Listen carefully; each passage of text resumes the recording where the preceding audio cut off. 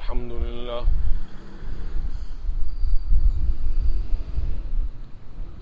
الحمد لله وحده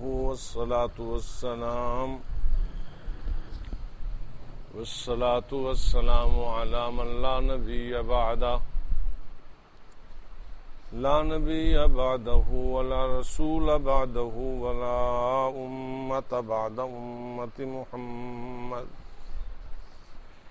صلى الله عليه وعلى آله وصحبه وبارك وسلم تسليما كثيرا أعوذ بالله من الشيطان الرجيم بسم الله الرحمن الرحيم فلما ذهب عن إبراهيم الروع وجاءته البشرى يجادلنا في قوم لوط إن إبراهيم لحليم أواه منيب يا إبراهيم أعرض عن هذا إنه قد جاء أمر ربك وإنهم آتيهم عذاب غير مردود ولما جاءت رسلنا لوطا سيء بهم وضاق بهم ذرعا وقال هذا يوم عصيب وجاءه قومه يهرعون إليه ومن قبل كانوا يعملون السيئات قال يا قوم هؤلاء بناتي هن أطهر لكم فاتقوا الله ولا تخزوني في ضيفي أليس منكم رجل رشيد صدق الله العلي العظيم اللهم صل على سيدنا ومولانا محمد وعلى آل سيدنا ومولانا محمد وبارک وسلم۔ ارشاد ربانی ہے، پس جب ختم ہو گیا ابراہیم علیہ السلام سے رعب، خوف، ڈر، اور آئی اس کے پاس خوشخبری، تو وہ ہمارے ساتھ قوم لوط کے بارے میں جھگڑا کر رہے تھے، یعنی پرزور سفارش کر رہے تھے کہ بے شک ابراہیم علیہ السلام بہت حوصلے والے، نرم دل، رجوع کرنے والے ہیں۔ اے ابراہیم، آپ اس خیال کو چھوڑ دیجئے، بے شک آپ کے رب کا حکم آ پہنچا، اور بے شک ان کے پاس عذاب آیا جو ٹلنے والا نہیں ہے۔ اور جب آئے ہمارے قاصد لوط علیہ السلام کے پاس تو وہ غمزدہ تھے اور دل سے ہی تنگ تھے، اور کہنے لگے یہ آج سخت دن ہے۔ اور قوم اس کے پاس آئی دوڑتی ہوئی اس کے پاس، اور اس سے پہلے بھی وہ برے کام کرتے تھے، تو کہنے لگے لوط علیہ السلام، اے میری برادری، یہ میری بیٹیاں تمہارے لیے زیادہ پاکیزہ ہیں، اللہ سے ڈرو اور میرے مہمانوں کے بارے میں رسوا نہ کرو۔ کیا تم میں سے کوئی بھی شریف آدمی بھلے مانس نہیں ہے؟ وہ کہنے لگے آپ جانتے تو ہیں کہ آپ کی بیٹیوں میں ہمارا کوئی سروکار نہیں ہے، اور بے شک آپ جانتے ہیں جو ہم چاہتے ہیں۔ فرمانے لگے زچ ہو کر کہ کاش بے شک میرے لیے تمہارے مقابلے میں طاقت ہوتی، یا میں پناہ لے لیتا ایک مضبوط پناہ گاہ کی طرف۔ انہوں نے کہا اے لوط، فرشتوں نے کہا بے شک ہم آپ کے رب کے قاصد ہیں، وہ ہرگز آپ کی طرف نہیں پہنچ سکتے، تو پھر اپنے گھر والوں کو رات کے آخری حصے میں لے چل، اور تم میں سے کوئی ایک پیچھے مڑ کر بھی نہ دیکھے مگر آپ کی بیوی، بے شک اس کو پہنچے گی جو چیز پہنچے گی۔ بے شک ان کا وعدہ صبح ہے، کیا صبح قریب نہیں ہے؟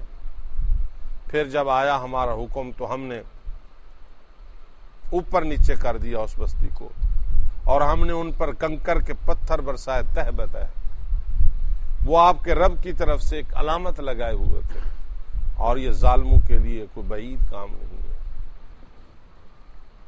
ابراہیم علیہ السلام کا تذکرہ، اسی طریقے سے ہود علیہ السلام کا تذکرہ، موسیٰ علیہ السلام کا تذکرہ، اور آگے شعیب علیہ السلام کا تذکرہ، یہ سورہ ہود کے اندر تذکرے ہیں سارے۔ انبیاء سابقین کے احوال اور انبیاء سابقین جو اپنی قوموں کی طرف گئے، اللہ کا پیغام پہنچایا، پھر قوموں نے نہ مانا، اللہ کے پیغمبروں کی مخالفت کی، نافرمانیاں کی، فسق و فجور، طغیان و عصیان، سرکشی اور بغاوت پر تو لائے، پھر اللہ کے عذاب کیسے کیسے ان پر آئے۔ تو اقوام سابقہ، پچھلی امتوں کے تذکرے قرآن کریم میں موجود ہیں، خصوصاً سورہ ہود میں۔ اب یہاں پر حضرت لوط علیہ السلام کی قوم کا تذکرہ ہے۔ یہ ابراہیم علیہ السلام کے بھتیجے تھے، اور ابراہیم علیہ السلام سے کوئی تقریباً جہاں فرشتے ابراہیم علیہ السلام کے پاس پہنچے ہوئے تھے اور بیٹے کی خوشخبری دی، اسحاق علیہ السلام کی، پھر یعقوب علیہ السلام کی، تو وہ 10-15 میل کے فاصلے پر تھے لوط علیہ السلام اور ان کی قوم۔ ابراہیم علیہ السلام کو ایک تو خوشخبری دی کہ جی اولاد ہوگی، اور ساتھ ساتھ یہ بتایا انہوں نے کہ قوم لوط والے گناہ کی انتہا کو پہنچ گئے، ہم ان کو برباد کرنے کے لیے آئے، ان کے لیے سزا ہے۔ قوم لوط، اس کے اندر 2 برائیاں تھیں، ایک تو کفر پایا جاتا تھا جو سب سے بڑی بیماری ہے۔ جتنی عقل مند انسان ہو، زیرک زمان ہو، دانشور ہو، لیکن اللہ کریم نے ارشاد فرمایا ان شر الدواب عند اللہ الذین کفروا، تمام چوپائے زمین پر رینگنے والے، حساس، متحرک بالارادہ، جاندار چیزوں میں سب سے بدترین کافر ہیں، اللہ کے احسانات کو سمجھتے نہیں اور اللہ کی ذات اقدس کا انکار کرتے ہیں۔ تو کفر بہت بڑی ایک لعنت ہے۔ ایک تو کفر پایا جاتا تھا قوم لوط کے پاس، اور دوسرے نمبر پر ان میں جو ایک اخلاقی اور خطرناک بدعملی پائی جاتی تھی، وہ تھی کہ اپنی شہوتوں کو مردوں سے پورا کرتے تھے، لڑکوں کے ساتھ اغلام بازی، جس کو لواطت کہا جاتا ہے، اس لحاظ سے یہ ایک بہت بڑا غیر فطری فعل تھا۔ سیکس یا شہوت، انقضاء شہوت یا انسان کے جنسی، یہ فطری حقوق ہیں، جنسی تقاضے، مگر وہ اللہ کے قانون کے بتائے ہوئے اصولوں پر ہوں، اللہ کے ضابطوں کے مطابق ہوں تو جائز اور ثواب کا کام ہے۔ لیکن اگر جنسی تقاضے جو فطری حق ہے وہ غیر فطری انداز سے ہو تو اللہ کے نزدیک یہ ملعون کام ہے۔ فطری حق جنسی تقاضے، خاوند بیوی جب نکاح ہو جائے تو اس میں کوئی حرج نہیں، اللہ تعالیٰ کا حکم ہے، اور حضور اکرم صلی اللہ علیہ وسلم نے ایمان کا نصف حصہ قرار دیا۔ لیکن وہی بے شک عورتوں سے ہوں فطری تقاضوں کے مطابق بھی، لیکن اگر اپنی بیوی سے ہٹ کر ہو زنا تو وہ حرام اور لعنتی کام ہے۔ حضور نے فرمایا جب بندہ زنا کر رہا ہوتا ہے تو ایمان اس سے نکل جاتا ہے، اس کے سینے سے۔ لیکن پھر فطرت یعنی عورت ذات سے ہٹ کر انسان اپنے جیسے مرد کے ساتھ فطری تقاضے پورے کرے تو اس کو غیر فطری فعل کہا جاتا ہے، جو کہ ملعون کام ہے۔ نبی معظم صلی اللہ علیہ وسلم نے فرمایا یہ لعنتی لوگوں کا کام ہے، اور جس قوم پر اس کے اندر یہ شیوا تھا، اللہ کی لعنتیں برسی ان پر۔ جانور بھی اس طرح نہیں کرتے۔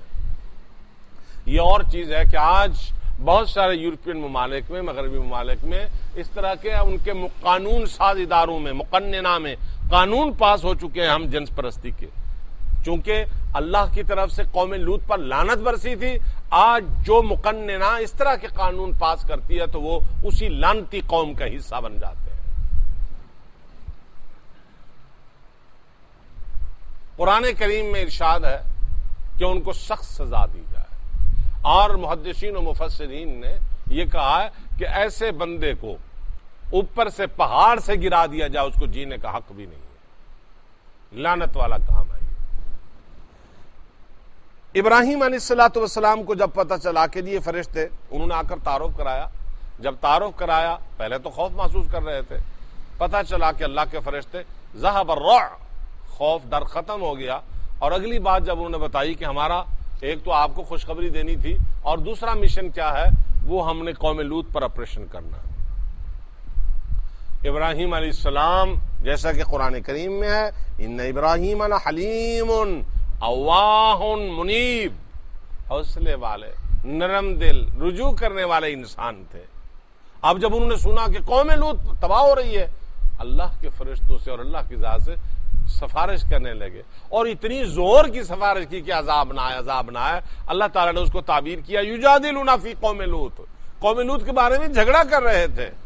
جھگڑا کا مطلب اللہ کا نبی کیوں جھگڑا کرے، اللہ کیوں، مطلب پرزور سفارش کر رہے تھے کہ نہیں عذاب نہ آئے، ان کو برباد نہ کیا جائے.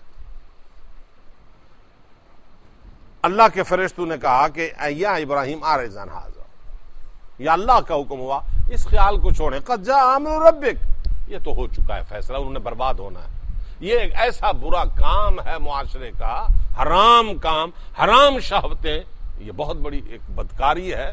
اس پر اللہ کا عذاب ہے، آتیہم عذاب غیر مردود، یہ عذاب تو ٹال ہی نہیں سکتا. معلوم ہوا اللہ کے فیصلے بد عمل قوم کے لیے جب ہو جاتے ہیں، بے شک اللہ کا نبی سفارش کرتا رہے، اللہ پاک اس قوم کو برباد کر دیتا. اب وہی خبر ابراہیم علیہ السلام چپ ہو گئے، لوط علیہ السلام کے پاس فرشتے پہنچے. ان فرشتوں میں ایک جبریل علیہ السلام بھی تھے، سید الملائکہ جس کو کہا جاتا ہے. اللہ کے پیغمبر لوط علیہ السلام کے جو ہی گھر پہنچے، لوط علیہ السلام کو معلوم ہو گیا، شیع بہم، اللہ کا پیغمبر غم زدہ ہو گیا، وذاق بہم ذرعا، دلی طور پر تنگی پیش آ گئی. وقال ھذا یوم عصیب، بڑا سخت دن ہے. اللہ کے نبی اپنی قوم کو برباد ہوتا ہوا دیکھ کر خوش نہیں ہوتے، بڑی تکلیف ہوتی ہے اللہ کے نبی کو. ابھی ایک اور المیہ تھا، اللہ کی شان ہے، اس کے عجائب قدرت اور اس کی حکمت کے کمالات ہیں. جیسا کہ ابراہیم علیہ السلام نے ایسی جگہ آنکھ کھولی کہ باپ بت پرست، بت گر تھا، بلکہ صنم خانہ، بت خانہ کھولا ہوا تھا، اور بیٹا خلیل اللہ علیہ السلام. اور اسی طریقے سے دیکھ لیجئے لوط علیہ السلام اللہ کے نبی ہیں، مگر بیوی کافر تھی. اب بیوی نے لوگوں کو بتا دیا، قوم کے اندر برائی تھی، اغلام بازی کی، حرام شافتیں، ہم جنس پرست قوم تھی. انہوں نے بتا دیا کہ ایسے ایسے لوگ آئے ہوئے ہیں، اور وہ جو فرشتے آئے ہوئے تھے خوبصورت لڑکوں کی شکل میں تھے. اللہ تعالیٰ آخر یہ کیوں ہوا؟ اس لیے کہ آخری حد تک اللہ عذر ان کا باقی نہ رہے. دلیل دینا چاہتے تھے کہ آخر دم کیوں تم تباہ ہوئے، دیکھا میرے فرشتے لڑکوں کی شکل میں، تم ان پر بھی لپٹ پڑے. یہ ایک دلیل تھی. جو ہی وہ فرشتے انسانی اور لڑکوں کی شکل میں لوط علیہ السلام کے گھر میں آئے، بیوی نے خبر دی ایسے ایسے خوبصورت لڑکے آئے ہوئے ہیں. تو جاءہ قومہ یہرعون الیہ، قوم دوڑتی ہوئی آئی، اور اللہ کے پیغمبر اندر سے ان کو دروازہ بند اور بتا رہے تھے. ومن قبل کانوا یعملون السیئات، قوم تو بری عادتوں کی پہلے سے مبتلا تھی. قال یا قوم، لوط علیہ السلام نے فرمایا میری برادری، ہؤلاء، یا قوم، اے قوم، ہؤلاء بناتی، یہ میری بیٹیاں ہیں، ہن اطہر لکم، وہ پاکیزہ ہیں. اس سے مطلب اللہ کے نبی ہوا اب لہم، قوم کے باپ کی طرح ہوتے ہیں، کہ یہ جو بہو بیٹیاں یہ تمہارے گھروں میں ہیں، یہ میری بیٹیاں ہیں. جو شریعت کا تقاضا ہے، اللہ کا حکم ہے، جنسی تقاضوں کو پورا کرنے کا فطری اصول ہے، ان سے نکاح اور ان کے ذریعے تقاضا شہوت پورا کرو. فاتقوا اللہ، اللہ سے ڈرو. ولا تخزونی فی ضیفی، میرے مہمان بن کر آئے ہوئے ہیں، مہمانوں کے سامنے مجھے رسوا نہ کرو. کیونکہ قوم پکڑنے کے لیے آئی ان فرشتوں کو، انہوں نے تو سمجھا انسان ہے، لڑکے ہیں. اور بالکل بے کسی کی حالت میں اللہ کے پیغمبر لوط علیہ السلام نے کہا الیس منکم رجل رشید، تم میں سے کوئی بھی بھلے مانس نہیں، کوئی بھی شریف آدمی نہیں، کوئی بھی میری بات کو نہیں سمجھتا. قوم نے کیا جواب دیا؟ قالوا لقد علمت ما لنا فی بناتک من حق، آپ کو پتہ ہے کہ ہمیں آپ کی بیٹیوں سے، یعنی قوم کی بیٹیاں ساری، اس سے ہمارا کوئی سروکار نہیں ہے. وَإِنَّكَ لَتَعْلَمُ مَا نُرِيدُ، آپ کو پتا ہے کہ ہم تو لڑکے وڑکے پسند کرتے ہیں. نعوذ باللہ. قَالَ لَوْ أَنَّ لِي بِكُمْ قُوَّةً، اللہ کے پیغمبر بے کسی اور زچ ہو کر فرمانے لگے کاش میری قوم کنبہ قبیلہ طاقت اور میرے ساتھ ایک کوئی عددی قوت ہوتی تو میں تمہارے ساتھ ٹکرا جاتا. اب میں اتنی تنگ ہوں آوی لا رکن شدید کہ میں کسی پناہ گاہ کی طرف چلا جاؤں تم جیسی بد کردار قوم کے ساتھ. میرا ٹھکانہ بہت مشکل ہے. جب فرشتوں نے دیکھا کہ اللہ کا پیغمبر بالکل عاجز آ چکا ہے اور بہت پریشان ہے تو فرمانے لگے جو تیرے ساتھ بیٹھے ہوئے ہیں آپ کے ساتھ بیٹھے ہوئے ہیں لوط وہ کوئی کمزور نہیں ہے.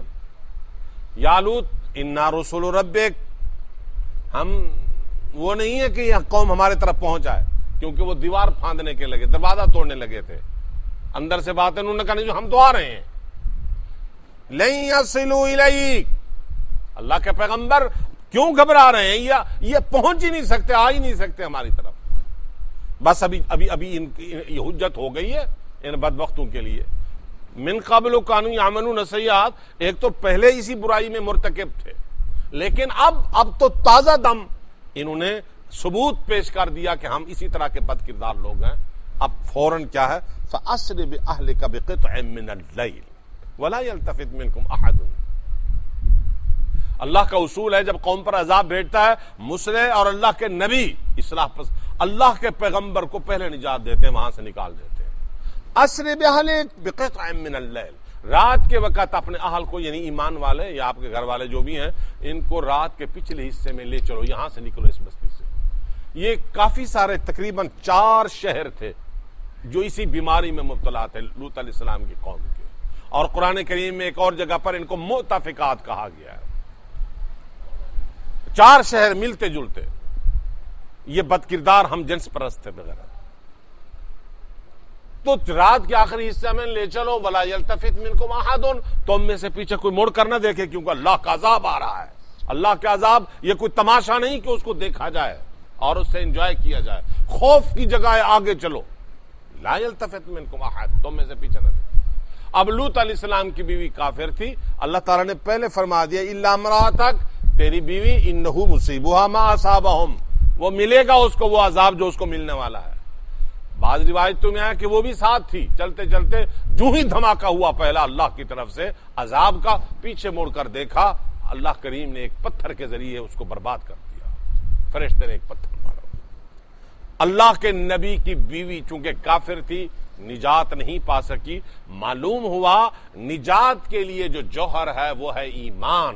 اگر ایمان ہے تو پھر کامیابی اور نجات ہے اور اگر ایمان کا جوہر نہیں تو بے شک نبی کی بیوی تھی. اللہ کریم نے لوط علیہ السلام کی بیوی کو برباد کر دیا. اب کیا ہوا فرشتوں نے کہا ان موعدہم الصبح رات کے آخری حصہ میں آپ تو جائیں ان کے ساتھ عذاب کا وعدہ صبح صبح ہے اور یہ ابھی تک بپھرے ہوئے ہیں دیوار توڑ رہے ہیں دیوار سے آ رہے ہیں پھلانگ رہے ہیں.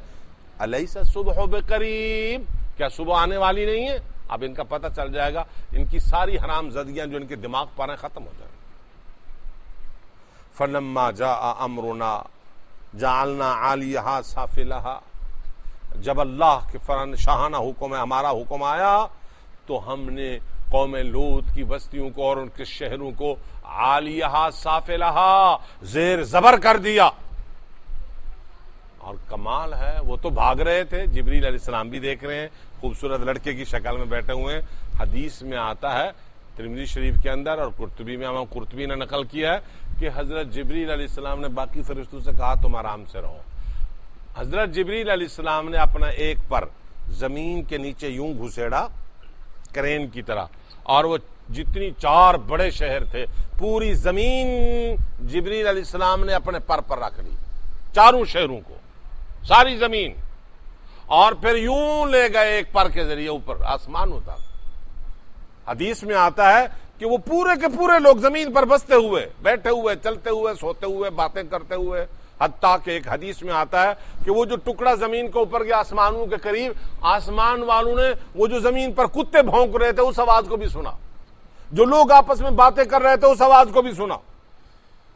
جیسے جیسے جس انداز میں تھے سارے جانوروں کی آوازیں وہ بالکل آسمان کے قریب لے گئے اور پورے 4 شہروں کو ایک پر اللہ تعالیٰ کی یہ طاقتور مخلوق اس لیے فرمایا مت ڈرو لن یصلوا الیک، نہیں پہنچ سکتے، اور اوپر جا کر کے یوں الٹا کر دیا زمین کو، جعلنا عالیہا سافلہا، اوپر والے حصے کو نیچے کر دیا، زیر و زبر کر دیا، تہو بالا کر دیا، زمین کو اوندھا کر دیا اللہ تعالیٰ نے۔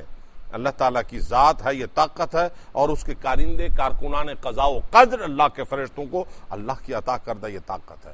اللہ کا غصہ اس بدفعلی پر اب بھی ختم نہیں ہوا۔ معلوم ہوا کتنی خطرناک کام ہے کہ چلو وہ قوم برباد ہو گئی، کیا بچا؟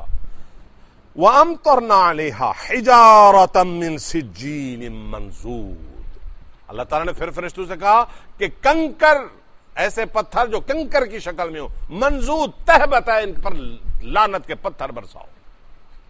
حالانکہ ختم ہو چکے تھے، وہ مر چکے تھے، اب وہ زمین کا اوپر وہ طبقہ نیچے ہو چکا تھا ان کا، وہ زمین کے اندر آ گئے، اب پتھر تو ان پر نہیں لگ رہے، مطلب اللہ کا غصہ اتنی تھا کہ ان پر لعنت کے پتھر برسائے گئے۔ مسومۃ عند ربک، ہر پتھر وہ نشان زدہ تھا ایسی بدفعل قوم، اغلام بازی اور ہم جنس پرست لوگوں کے لیے ان پر لعنت کے نشان تھے ہر پتھر پر۔ وما ہی من الظالمین ببعید، اللہ کریم نے ارشاد فرمایا کہ ظالم قوم اس قسم کے بد کردار لوگوں کے لیے یہ اس طرح کی سزائیں دور نہیں ہیں۔ وما ہی من الظالمین ببعید، اللہ تعالی تمام فسق و فجور سے محفوظ فرمائے، صالحانہ تزکیہ و تقوی والی زندگی عطا فرمائے اور حسن خاتمہ عطا فرمائے۔ الحمدللہ رب العالمین والصلاۃ والسلام۔